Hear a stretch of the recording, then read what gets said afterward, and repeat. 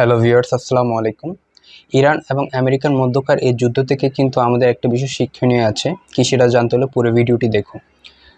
28শে ফেব্রুয়ারি 2026 যখন আমেরিকা ইরানের উপর একটি ম্যাসিভ হামলা চালায়, যে হামলায় ইরানের সর্বোচ্চ নেতা সহ প্রায় শত শত মানুষ নিহত হয় এবং আমেরিকা চিন্তা করেছিল যে ইরানের টপ ক্লাস লিডারশিপকে হত্যা করলেই ইরান সারেন্ডার করতে বাধ্য হবে, কিন্তু হয়েছে এটার উল্টো। ইরান তার আশেপাশে থাকা বিভিন্ন আরব দেশে মার্কিন ঘাঁটির উপর খুবই তীব্র একটি হামলা চালায় ড্রোন এবং মিসাইল দিয়ে। সংযুক্ত আরব আমিরাত, সৌদি আরব, বাহরাইন, কুয়েত এইসব দেশে খুব ম্যাসিভ একটা হামলা চালায়, যে হামলার ফলে আমেরিকার ঘাঁটিগুলো প্রায় অকার্যকর হয়ে পড়ে। এবং এখন এখানে দেখার বিষয় হচ্ছে ইরান এর সাহস কীভাবে পেল, যে আমেরিকার মতো একটা পরাশক্তিকে হামলা করার সাহস কীভাবে দেখায়। এর উত্তর লুকিয়ে আছে ইরানের সক্ষমতায়।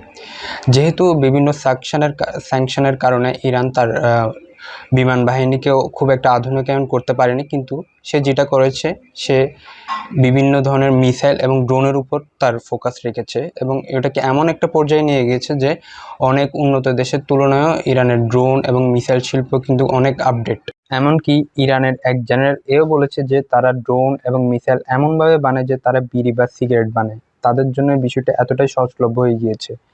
তো এখানে আমাদের জন্য যেটা শিক্ষণীয় বিষয়, সেটা হচ্ছে যে আমাদের প্রত্যেকেরই মধ্যে কোনো না কোনো ট্যালেন্ট আছে। ওই আমরা যদি আমাদের ট্যালেন্টটাকে যদি ফাইন্ড আউট করতে পারি এবং আমরা যদি আমাদের ট্যালেন্টগুলোকে যদি সে পর্যায়ে নিয়ে যেতে পারি যে আপনার ওই বিষয়ের উপর আপনার চেয়ে বেটার আর কেউ নেই, যেমনটি ইরান করেছে, যে যে তার ড্রোন এবং মিসাইল শিল্পকে এমন একটি পর্যায়ে নিয়ে গিয়েছে যে যে পৃথিবীর সবচেয়ে বড় সুপার পাওয়ারের সাথেও সে লড়াই করতে 2 মিনিটও চিন্তা করছে না, কারণ তার একটি কনফিডেন্ট আছে যে তার ড্রোন এবং মিসাইল সে সে অনুযায়ী সে নিয়ে যেতে পেরেছে, যে সে পৃথিবীর সুপার পাওয়ারকেও চ্যালেঞ্জ করতে পারবে। তো আমার মনে হয় এটা আমাদের জন্য একটা অনেক বড় শিক্ষণীয় বিষয়। ধন্যবাদ।